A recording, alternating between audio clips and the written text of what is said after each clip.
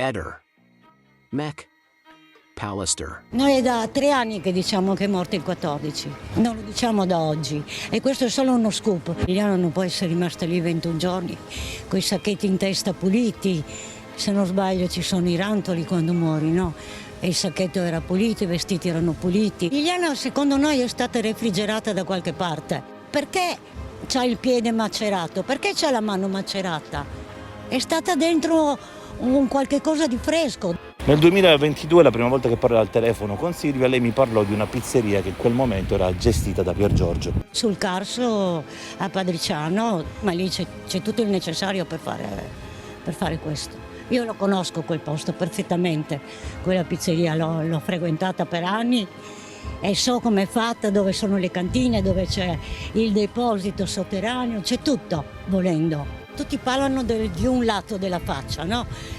Che è quello che ci hanno fatto vedere nelle foto del riconoscimento, ma c'è l'altro lato che nessuno ne parla. Le indagini non sono state sfortunate, le indagini non sono state proprio fatte. Se Liliana è morta il 14 dicembre, il mistero resterà su dove sia stata fino al giorno del ritrovamento. È una domanda da $1 milione dove è stata messa. Se lo sapessimo l'avremmo già detto. Per essere in quelle condizioni, pulita, con i sacchi puliti, il corpo diciamo quasi messo bene, da qualche parte in un frigorifero, non lo so, magari lo sapessi, avrei risolto già il problema. Lo stato del corpo di Liliana è una di quelle cose che non convincono. Ma la condizione del corpo e la condizione dei sacchi, i sacchetti che aveva in testa, la borsetta vuota, la bottiglia di plastica scaduta e senza impronte, soprattutto non c'è nessuna impronta né addosso ai suoi abiti né sui sacchi né sulla bottiglietta. Io non so se hanno fatto almeno vedere se la borsetta è stata toccata da Liliana. Poi anche un'altra cosa, perché proprio quel giorno lì? 3 giorni prima Sebastiano parlava di 10 anni per la morte presunta e 3 giorni dopo troviamo Liliana. È stata fatta ritrovare appunto perché sennò Sebastiano doveva aspettare 10 anni per la morte presunta per poter avere la pensione e i soldini, perché diciamocelo chiaro, lui aveva 500 euro di pensione. Non è un delitto avere 500 euro di pensione, però in quel momento senza Liliana era una cosa, anche se hanno trovato a casa più di 20.000 euro e nessuno si è chiesto dove li aveva, come se li è procurati.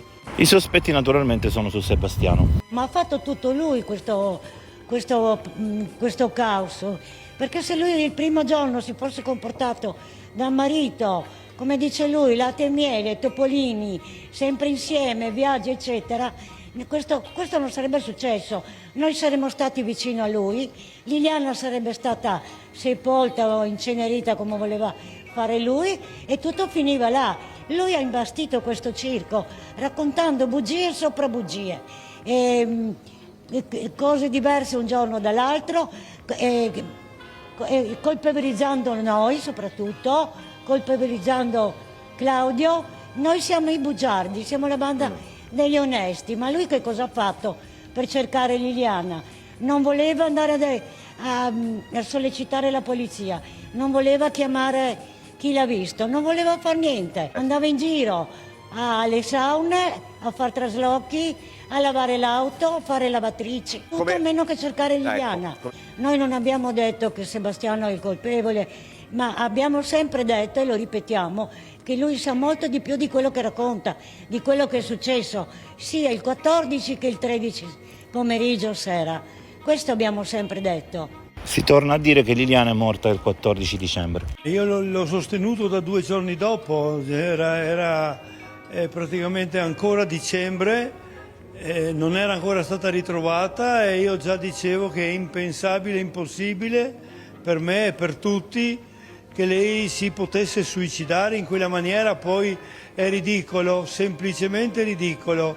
Una persona dotata di un'intelligenza appena superiore alla media ci arriva subito, perché voler dire che lei è andata lì quel giorno, cioè 14 dicembre, che si è suicidata in quel punto, in quella maniera, e 20 giorni dopo viene rinvenuta più pulita di prima, praticamente si potrebbe dire, senza un segno, senza niente, con 4 formiche appiccicate e basta. È una favola, non so chi ci può credere, insomma, è impensabile. Ehi, non dimenticare di iscriverti a questo canale.